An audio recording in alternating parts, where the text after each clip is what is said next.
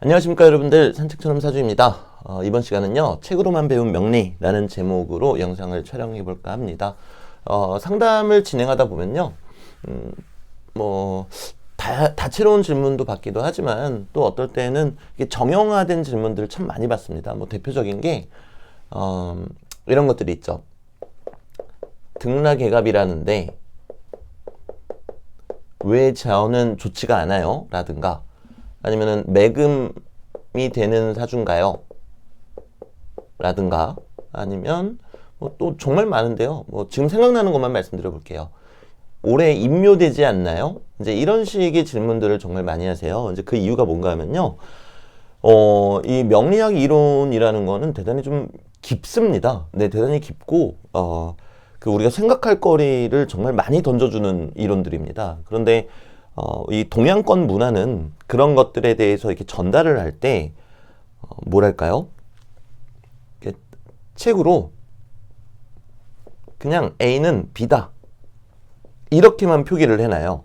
그리고 그 이유에 대해서는 자세하게 이야기를 해놓지 않습니다. 그런데 우리는 이제 서양 문화에 젖어들어 있고요. 그러면은 A는 B다 이렇게 배웠으면요, 그냥 A는 B구나 하고 모든 명식에다가 이 A는 B다를 전부 다 대입을 하려고 그래요. 그러다 보니까 막 그 어떤 풀이도 맞지 않고 막 엉망진창이 되는 그런 이제 공부가 되어 버리죠. 뭐 등락개갑 처음 들어보신 분들도 계시겠지만 아마 들어보신 분들 많이 계실 겁니다. 아참, 그리고 뭐 올해는 천을기인의 해인데 뭐 이제 이런 이야기도 많이 하시죠. 그러니까 저는 무조건 좋지 않나요? 근데 등락개갑이라는 게 뭡니까? 이제 을목이 있는데 을목은 우리가 꽃으로 비유를 하잖아요. 근데 이제 꽃은 그 태양을 봐야지 좋단 말입니다. 자, 근데 이제 꽃은 키가 작죠. 그러니까 큰 나무, 감목이 옆에 있으면은 이 꽃이 나무를 타고 이렇게 올라가가지고 태양을 막 받으니까 아유 너무 좋다, 이제 그런 거예요. 근데 이제 정말 이 등락개갑에 대한 질문 제일 많이 받는 것 같기도 해요. 그 을목일간 분들이, 간목을 강하게 갖고 계신 을목일간 분들이, 저는 돈도 잘 안 모이고 뭐 저 간목이 겁재니까 오빠가 되는데 오빠 뒤치다꺼리 하느라고 평생 괴로웠고 힘들었는데 왜 저 간목 때문에 제가 좋다고 하는지 모르겠습니다, 이제 이런 말씀들 하시고, 또 이제 을목일간 분들이 올해 갑진년이잖아요. 그럼 이제 간목이 오니까 무조건 올해 이제 등락개갑한다, 너무 좋다, 뭐 이제 그러시는 분들 대단히 많으세요. 근데 여러분들, 제가 처음에 말씀드렸다시피 그 책으로만 공부하시면 그렇게 돼요. 네. 그리고 하나도 안 맞습니다. 이 간목이 겁재예요. 네. 겁재는 뭐죠? 우리가 어떤 다툼이라든가 또는 돈 관련 분쟁이라든가 아니면은 대단히 좀 강한 그 경쟁의 코드를 가지고 있기도 하죠. 그리고 이제 또 수없이 많은 사람들을 만나면서 그 사람들을 상대할 수 있게 해주는 기운이기도 하고요. 근데 제가 처음에 말씀드렸다시피 을목 입장에서 간목이면 무조건 좋다라고 생각하시면 절대로 안 됩니다. 네. 뭐 을목일간이 힘이 대단히 약했는데 그때 이제 간목이 들어온다? 그럼 당연히 좋은 거죠. 근데 이거는요, 을목한테만 좋은 건 아니에요. 병정화 일간도 힘이 대단히 약한데 병화든 정화든 들어오게 되면은 도움을 받습니다. 왜냐면은 일간이 힘이 약한 와중에, 일간이 대단히 힘이 약한데 간목이 자리를 잡고 있으니까 같은 목오행이잖아요. 그럼 일간한테 힘을 실어주는 거거든요. 뭐 예시를 한번 들어봐 드릴게요. 뭐 을묘일주가 있는데 여기 갑인이 이렇게 자리를 잡고 있고, 그리고 여기 축, 그리고 미 이렇게 있다고 가정을 해보겠습니다. 자, 그러면요, 여기 지금 겁재가 있거든요. 근데 실제로 상담하시는 분들 중에서도 게임 끝났네, 을목인데 겁재가 있으니까 엄청 좋네, 이렇게 말씀하시는 분들 많으세요. 자, 근데 보면은 비겁이 많은 와중에 여기 재성이 있죠? 재성이 이렇게 있습니다. 그러면은 네, 이 쟁제가 일어난단 말이죠. 비겁들이 이 재성을 극하고 있으니까 쟁제가 일어나게 됩니다. 재성을 두고 다투는 거죠. 그리고 부친과의 인연도 좀 박하다라고 얘기할 수 있습니다. 편제가 또 부친이기도 한데 목기운이 너무 많아가지고 목극토를 하고 있으니까요. 자, 그런데 실제로 뭐 상담하시는 분들도 그렇고 공부하시는 분들도 그렇고 대단히 신기해 하세요. 그리고 야단 맞고 오시는 분들도 대단히 많더라고요. 막 이 윽박 지르는 명리가 분들 계시잖아요. 윽박명리라고 할까요? 네.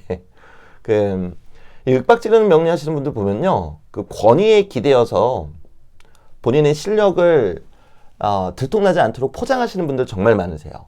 그냥 내 남자가 아니라고 그러면 아닌 거거든요. 내 삶이 아니니까 아니라는 거 아는 거잖아요. 근데 자꾸 맞다라고 우기시는 분들 정말 많습니다. 뭐 이거 가지고 상황을 가정해 보자면은 이런 거죠.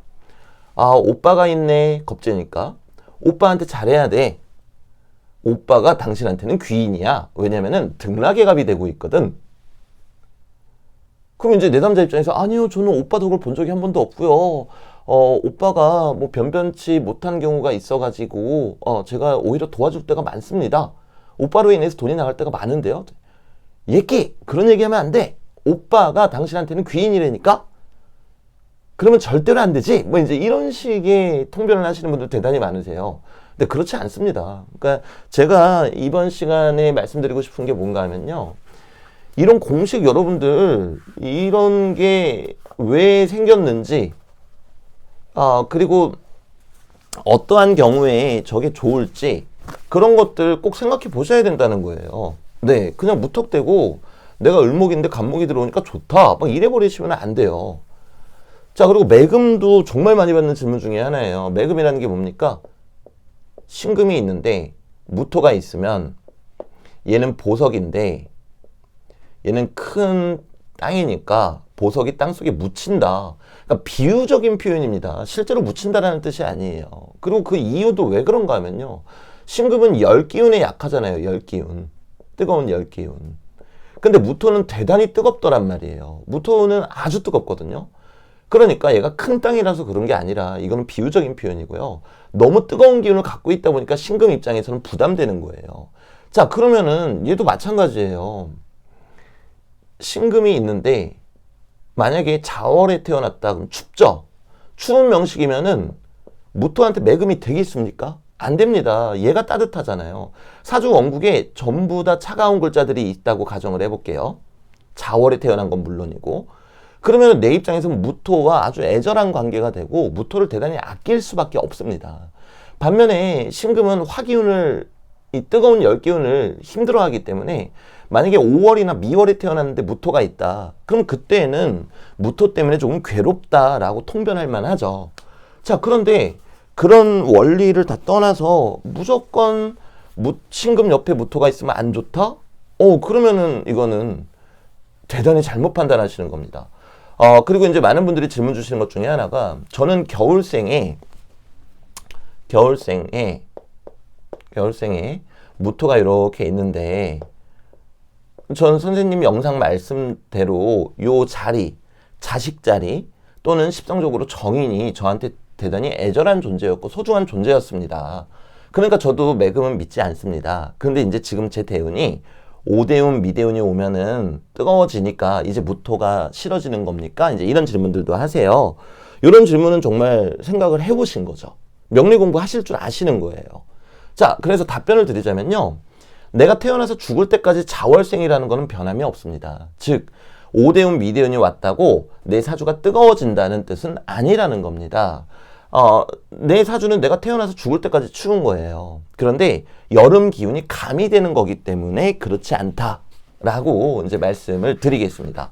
자, 그리고 이제 인묘된다. 와, 저것도 진짜 글쎄요, 이게 어디서부터 이런 잘못된 정보가 돌기 시작했는지 요즘은 가끔 궁금할 때가 있습니다. 뭐 등락계합이면 무조건 좋다. 뭐 매금, 신금 옆에 무토가 있으면 무조건 안 좋다. 그리고 인묘되면은 무조건 안 좋다.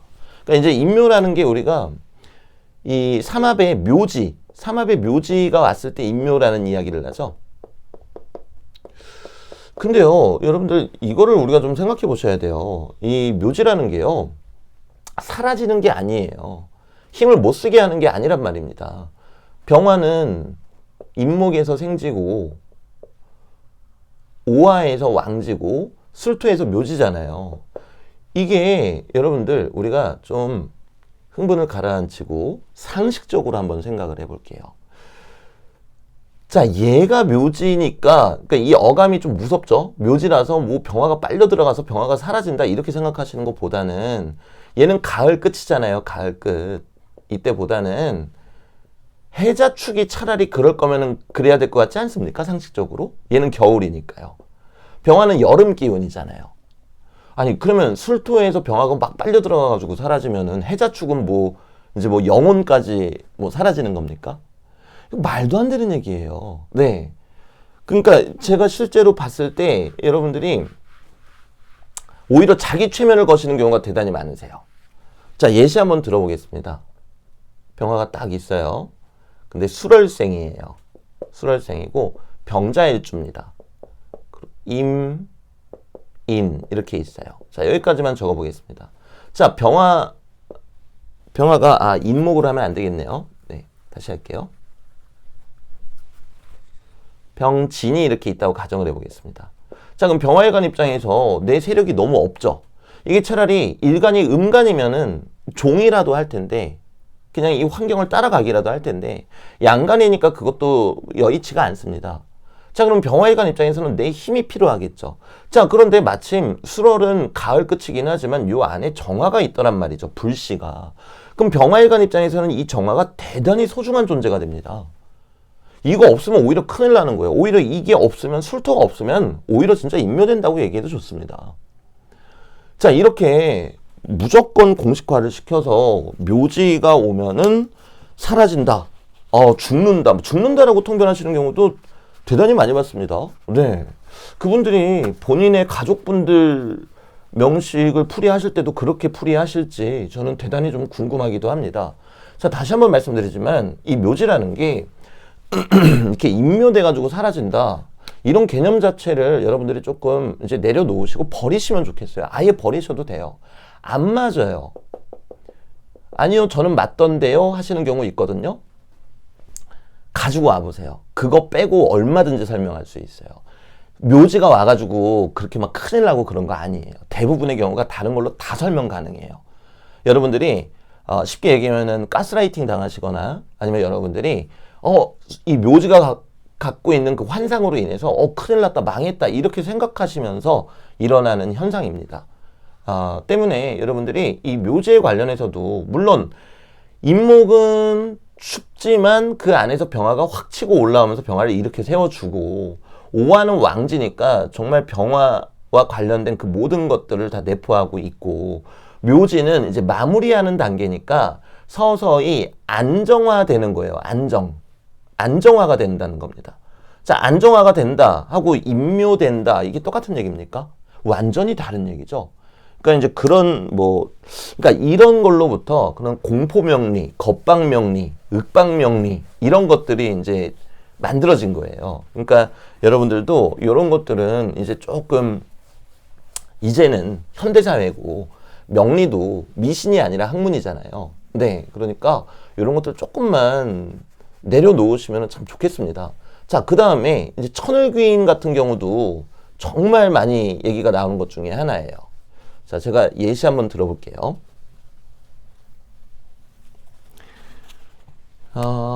신금일간인데 미월에 태어났고요. 정화 평간이 시간으로 투간되어 있습니다. 여기에서. 그리고 정미월주예요. 근데 여기는 유금이고 여기는 해수가 있습니다. 자, 그러면은 해유 격각이 있고요. 그리고 이 사유축하고 해묘이잖아요. 유미 또 격각이 있는 와중에 평관이 너무 강하게 올라와 있습니다. 네. 그러면 일간 입장에서는 이 화기운이 정말 내가 소화시키지 못한다면 아주 끔찍한 존재가 될 수 있어요. 뭐 직장 또는 뭐 사람 무리들 또는 뭐 책임감 또는 여명이시라면 이 관성이니까 이성이 나한테는 대단히 나를 괴롭게 하는 존재가 될 수 있거든요. 자, 그런데 신금의 천을귀인은 인목하고 오화입니다. 자, 여기다 인목도 한번 넣어볼게요. 자, 근데 오화가 들어왔어요. 그러면 실제로 어떻게 통변하시는 줄 아세요? 진짜 소름 끼쳐요. 천을귀인이 들어왔으니까 올해는 무조건 좋은 해다. 아유, 다 잘 풀렸다. 대운으로 오화가 이렇게 들어오잖아요. 그럼 이 오화라는 게 뭡니까? 이 정화에 뿌리가 들어온 거잖아요. 여기다 오화를 한번 넣어볼게요. 네. 요 대운으로 정화의 뿌리가 들어왔단 말입니다. 그러면 이분이 힘들어요. 괴로워요. 그리고 인목이 대운으로 들어왔다? 근데 오화가 있다? 그럼 인호반합하면서 여기에서도 정화의 근이 힘을 받겠죠. 그럼 일간 입장에서 괴롭습니다. 이렇게 올라오니까. 근데 천을기인이 들어왔으니까 무조건 좋다. 이런 식으로 통변을 하신단 말이죠. 이거는 정말 크게 잘못됐습니다. 네. 이것만 해당되지 않아요. 사실은 이런 류, 여러분들이 그러니까 속고 계신 거죠. 돈을 내시고, 이제 상담을 받으실 때 돈을 주로 내시니까요. 돈을 내시고 이제 속으로 가시는 겁니다. 이를테면 또 이런 것도 있죠. 무수히 많습니다. 갑자일주다. 그럼 여기가 이제 목욕지란 말이에요. 목욕지. 12운성으로. 얘가 이제 정인이에요. 그럼 이제 뭐라고 얘기하는 줄 아세요? 당신 엄마는 바람둥이야. 아니요, 저희 어머니 바람둥이 아니에요. 그러니까 목욕지가 있으면 무조건 바람둥이다. 주색을 밝힌다. 이런 식으로 해석하시는 분들 실제로 대단히 많으세요. 네. 아니, 저희 어머님은 아버지만 보고 사셨고요. 절대 그런 적이 없습니다. 그럼 이제 화내요. 어딜 내가 다 보고 있거늘 그렇게 거짓말을 해. 집에 가서 확인해. 엄마한테 왜 바람 폈냐고 물어봐. 이제 이런단 말이에요. 그거는요, 여러분들 그냥 미신이에요. 미신이고요. 차라리 그러실 바에는 공원 같은 데서 한 5,000원 이렇게 주시고 비둘기한테 5,000원 가지고 비둘기 모이 사신 다음에 그 비둘기한테 쪽지 하나 뽑게 하시는 게 훨씬 더 여러분들 정신 건강에 좋으실 수 있습니다. 자, 오늘 영상의 주된 내용은 뭔가 하면요. 우리가 명리 공부를 할 때 이 명리라는 학문은 대단히 깊은 학문이기 때문에 반드시 그 이유, 그런 이론이 왜 등장하게 되었는가, 그 이유를 반드시 생각하셔야 돼요. 그리고 오늘 제 영상을 보시는 분들은 명리 공부하시는 분들은 제 영상이 끝나고 나서 내가 그 이유에 대해서 알고 있는 게 뭐가 있지? 한번 곰곰이 생각해 보세요. 네. 이를테면 이거죠. 목욕지면은 왜 바람 핀다라고 생각하지? 목욕은 어린아이가 목욕하는 거고, 목욕할 때는 옷을 발가벗고 하는 거니까, 그러니까 바람 핀다. 이런 말도 안 되는 생각하지 마시고요. 네. 정말 논리적인 이유. 왜 그렇지? 한번 얼마나 여러분들이 이유를 알고 있는 것들이 많으신지, 이런 신화적인, 미신적인, 옛날 이야기 같은 그런 거에 끄달리지 마시고요. 여러분들이 실제로 얼마나 이유를 알고 계신지 한번 생각해 보시는 시간 가지시면 여러분들 명리학 공부하시는데 정말 큰 도움 받지 않으실까 싶습니다. 네. 그래서 오늘 영상은 여기서 마무리 짓도록 하겠습니다. 이만 가보겠습니다.